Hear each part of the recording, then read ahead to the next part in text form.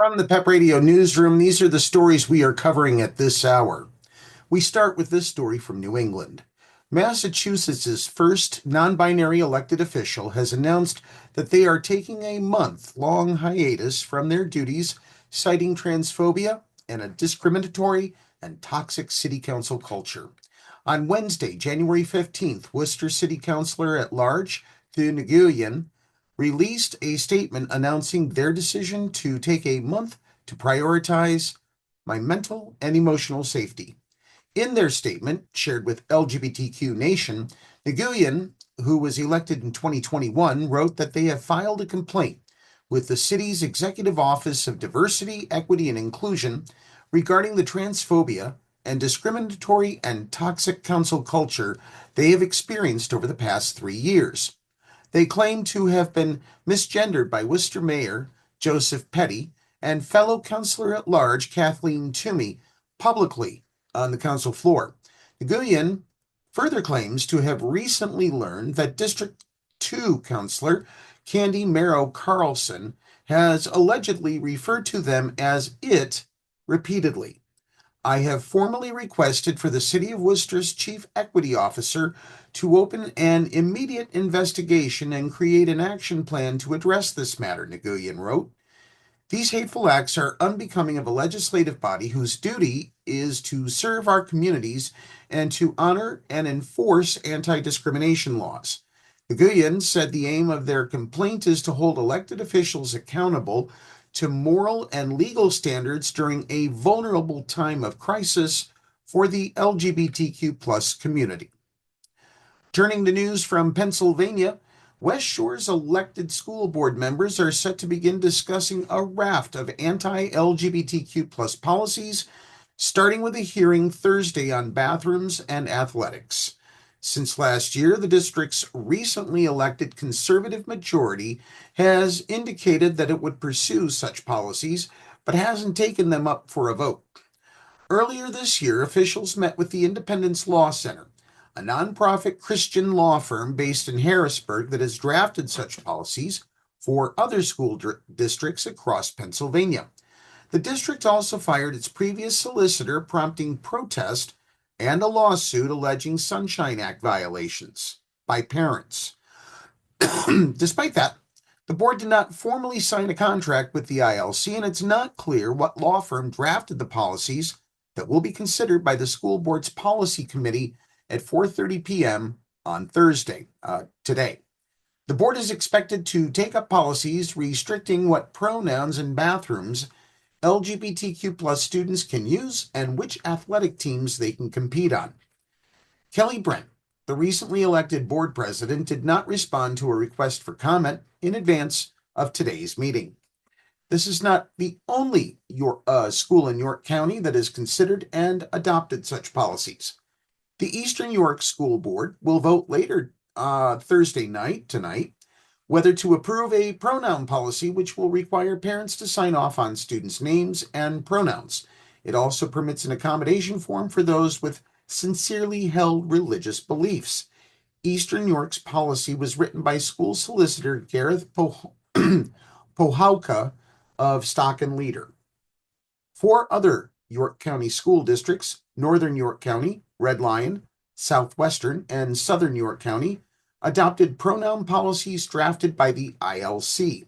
The ILC's version says staff and students should not be forced to use language inconsistent with their beliefs and should be allowed to refer to the student by neutral names or last names as long as they don't misgender or misname the student.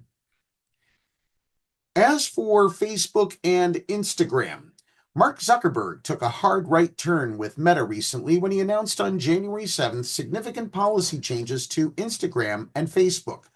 The changes replace fact-checking teams with user-driven notes and end the company's DEI programs, citing a desire to promote free speech and to reflect the political landscape, but they risk emboldening and promoting hate speech. Many critics see this as an unscrupulous and opportunistic attempt by Zuckerberg to ingratiate his company and himself to President-elect Donald Trump, who has been known to espouse harmful ideologies and rhetoric that can be mitigated with efforts like fact-checking and similar checks and balances. While the updated guidelines prohibit posting content targeting a person or group of people on the basis of their protected characteristics, whether in written or visual form, the policy states that we do allow allegations of mental illness or abnormality when based on gender or sexual orientation, given political and religious discourse about transgenderism and homosexuality. In other words, the new policies allow for hate speech. That's it. They allow for hate speech against society's most vulnerable groups, such as queer and trans people, not to mention racial minorities and immigrants. Leaked meta training material obtained by The Intercept includes examples of licit speech under the new rules. These include, quote, immigrants are grubby, filthy pieces of S, gays are freaks, and accompanying the picture of a 17-year-old girl, look at that tranny. How disgusting, Facebook. Do better. The company's new guidelines prohibit insults about someone's intellect or mental illness on Facebook, Instagram, and Threads, as have previous iterations. According to NBC News, however, the latest guidelines now include a caveat for accusing LGBTQ people of being mentally ill because they are gay or transgender. While trans people account for less than 1% of the population, more than 41% of Trump's presidential campaign ads were attacks on trans people, according to PBS. LGBTQ advocacy nonprofit organization GLAAD released a statement last Friday saying Meta and Mark Zuckerberg are now not only permitting and encouraging, but engaging in anti-LGBTQ hate speech. Meta is now an anti-LGBTQ company. It also noted this is a complete break with best practices in content moderation and squarely moves the company into the territory of Truth Social and other extreme right-wing platforms that are unsafe for youth and advertisers. It's important to note that this is not entirely new or even surprising for Meta. It is a rather somewhat dramatic exacerbation of pre-existing trajectory.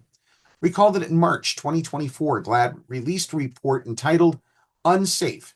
Meta fails to moderate extreme anti-trans hate across Facebook, Instagram, and Threads.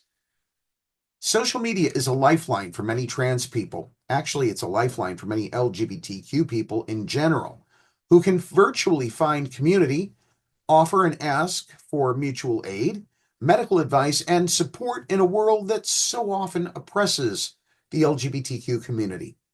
Social media has been instrumental for many as they navigate the oftentimes messy and complicated process of living as part of the LGBTQ community, and for the trans community, for transitioning.